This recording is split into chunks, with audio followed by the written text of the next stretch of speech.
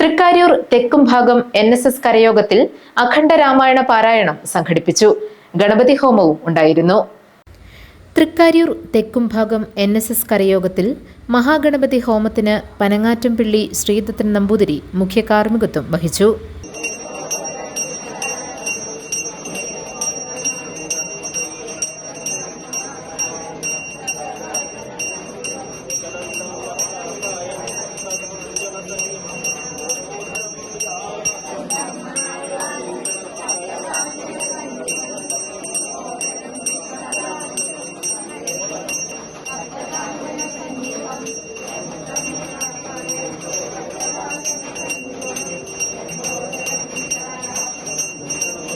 അഖണ്ഡ രാമായണ പാരായണത്തിൽ നിരവധി പേർ പങ്കെടുത്തു.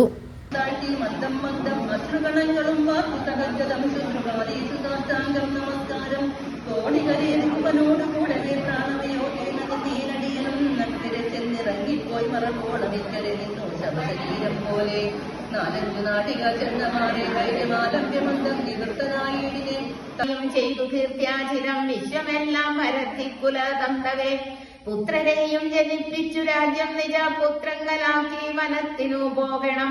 ഇപ്പോൾ അനുചിതമത്രേ വനവാസം അത്ഭുത വിക്രമനാഥ പ്രസീദമേ. GTV news Kothamangalam.